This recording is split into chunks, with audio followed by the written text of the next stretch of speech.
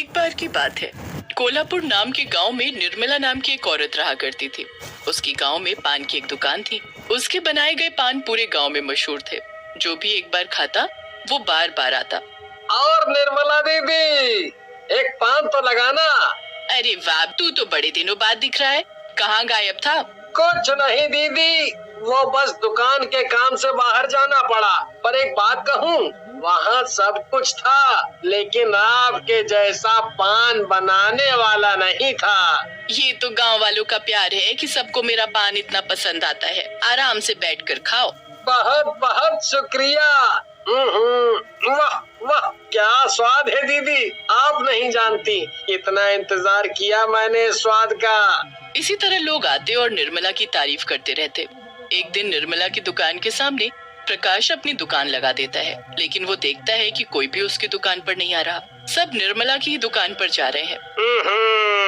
लगता है इस निर्मला का कुछ करना पड़ेगा। इस तरह चलता रहा तो ये काम भी छोड़ना पड़ेगा, और मैं एक औरत से हार नहीं मान सकता। इसको तो सबक सिखाना पड़ेगा। इसके बाद प्रकाश अपने छोटे भाई मोहित को निर्मला की दुकान पर पान खाने भेजता है। एक पान बना के देना। ठीक है। मोहित ने चुपके से पान में एक कांच का टुकड़ा डाल दिया। ये खिलाती हो तुम? अरे लोगों, हाँ देखो, अभी मरते मरते बचा हूँ मैं। ये देखो भाइयों, इस पान में ये कांच का टुकड़ा। अरे इतनी लापरवाह हो तुम। अभी मुझे कुछ हो जाता तो? रुको, अभी बताता हूँ पुलिस को ये सब। इसके बाद वो पुलिस के पास जाता है और पुलिस को सब बता देता है। सुनो निर्मला, कल से तुम्हारा ये ठेला दिखने ना पाए, समझी? तुम्हारी इस लापरवाही से किसी की जान जा सकती थी। साहब, मुझे नहीं पता ये कैसे हुआ। मैं तो यहाँ कई सालों से पान बना रही हूँ, आज तक ऐसा कभी नहीं हुआ साहब। अरे मोरी मैया, तो क्या कहना चाहती हो? मैंने डाला है वो कांच उसमें? नहीं भाई, मैं बस ये कहना चाहती हूँ कि मुझे नहीं पता ये सब कैसे हुआ।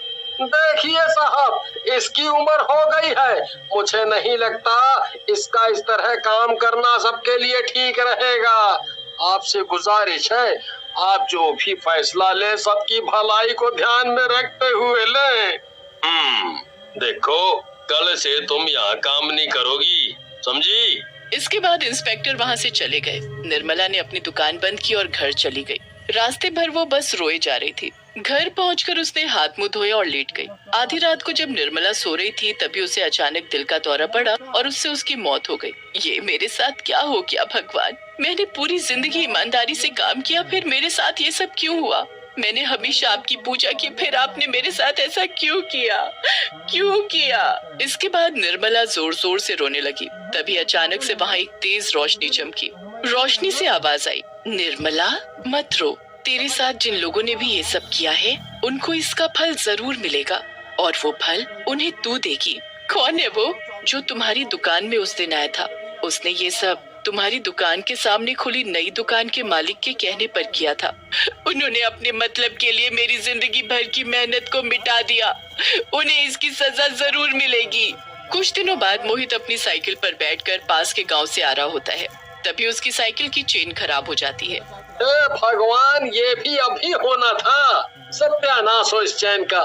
क्या करूं अब? थोड़ी देर में रात भी होने वाली है। इसके बाद मोहित साइकिल पकड़कर रास्ते पर आगे बढ़ने लगा। तभी उसे जोर जोर से हंसने की आवाज आने लगी। कौन है? कौन है? हे भगवान, कहाँ फंस गया मैं? इसके बाद मोहित ने साइकिल वहीं छोड़ दी और घर के लिए भाग गया। क्या हुआ जी, भूत देख लिया क्या? नहीं, सब ठीक है, तुम जाओ खाना लगाओ, हाथ मुंह धो के आता हूँ तब तक। इसके बाद मोहित बाहर हाथ मुंह धोने लगता है, लेकिन अचानक नल से खून निकलने लगता है। मोहित जैसे ही अपने हाथ में खून देखता है वो डर के मारे नीचे गिर जाता है और जोर जोर से चिल्लाने लगता है। उसी समय उसकी पत्नी वहाँ पहुँच जाती है। क्या हुआ जी, सब ठीक तो है? क्यों चिल्लाए आप? खून खून खून? कैसा खून? कुछ भी तो नहीं है, कितना साफ पानी आ रहा है, ये देखिए। आप ऐसा करिए, अंदर चलिए और खाना खा लीजिए। आप थक गए हो इसीलिए ऐसी बातें कर। इसके बाद वो दोनों खाना खाने लगते हैं, लेकिन जैसे ही मोहित खाने का निवाला मुंह में डालता है, खाना पान में बदल जाता है और पान में से बहुत ज्यादा कांच भी चुभे हुए होते हैं। मोहित ये सब देखकर वहीं पर बेहोश हो जाता है। इसके बाद जब मोहित को होश आता है तो वो देखता है कि वो एक घने जंगल में है। कौन हो तुम? ये सब क्यों कर रही हो? मैंने तुम सबका क्या बिगाड़ा है? मैं बताऊं क्या बिगाड़ा है तूने? तूने मेरी जिंदगी भर की मेहनत को पल भर में मिटा दिया। सबके सामने मुझे बेइज्जत कर दिया, मेरी रोजी रोटी मुझसे छीन ली। और बताओ तूने क्या किया? आज तेरी वजह से मैं इस हालत में हूँ। तुझे इसकी कीमत चुकानी पड़ेगी। मुझे माफ कर दो, मुझे जाने दो। मैंने ये सब अपने बड़े भैया के कहने पर किया था, मेरा इसमें कोई हाथ नहीं। कोई तुझे कुछ भी कहेगा तू मान लेगा? तुझे इसकी कीमत चुकानी पड़ेगी, समझा? इसके बाद निर्मला कांच का पान बनाकर मोहित को खिला देती है। उसे खाकर मोहित की मृत्यु हो जाती है। बिरजू, अब तुम्हारी बारी। तुम्हारी वजह से मुझे मेरी जान गंवानी पड़ी, तुझे भी इसकी कीमत चुकानी पड़ेगी। इसके बाद अगले दिन जब बिरजू अपनी दुकान पर काम करते करते एक पान बनाकर खाने लगता है, जैसे ही बिरजू पान खाता है उसके मुंह से खून निकलने लगता है। वो तुरंत ही पान को थूक देता है। वो देखता है कि पान में बहुत सारे कांच मिले हुए हैं। ऐसा कैसे हो सकता है? इतने सारे कांच इस पान में कैसे आए? मैंने तो अभी इसे अपने हाथों से बनाया था। इसके बाद बिरजू डॉक्टर के पास जाता है और डॉक्टर को सारी बात बताता है।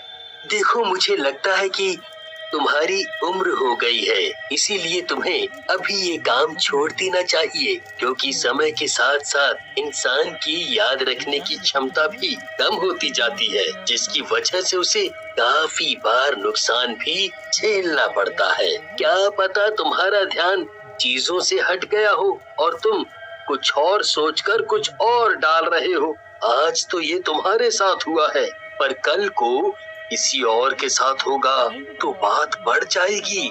इसीलिए जितना जल्दी हो सके ये सारा काम छोड़ दो और कुछ ऐसा करो जिससे किसी और को नुकसान न पहुंचे। इसके बाद बिरजू दवाई लेकर घर चला जाता है। घर आकर बिरजू की पत्नी बिरजू का ऐसा हाल देखकर चिंता में आ जाती है।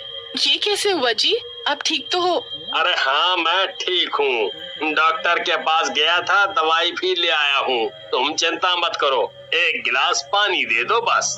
आप रुकिए, मैं अभी लाती हूँ। इसके बाद बिरजू पानी पीता है और सो जाता है। आधी रात को बिरजू को सपना आता है कि वो एक चुड़ैल के सामने खड़ा है और भागने की कोशिश कर रहा है, लेकिन भाग नहीं पा रहा। इसके बाद निर्मला जैसे ही बिरजू को धक्का मारती है, तुरंत बिरजू की आंख खुल जाती है। वो देखता है उसके सामने निर्मला खड़ी है। तुम? हाँ, मैं पहचाना, क्योंकि जब भगवान किसी के पापों की सजा देना चाहता हो ना, तब वो हर वो काम करता है जिसके बारे में हम सोच भी नहीं पाते हो। और तुझे तेरे पापों की सजा मैं दूंगी, समझा तू? तेरी वजह से मेरा काम रुक गया, मुझे मेरी जान तक गंवानी पड़ी। तुझे इसकी सजा चुकानी पड़ेगी, समझा तू? जा, सबको बता कि उस दिन वो तूने किया था। जा बोल उन्हें, तेरे पास शाम तक का ही वक्त है। इसके बाद अगले दिन बिरजू ने पूरी पंचायत के सामने अपनी गलती मान ली। मैं जानता हूँ मैंने गलती की, मुझे माफ करो आप सब। हमसे क्या माफी मांगते हो?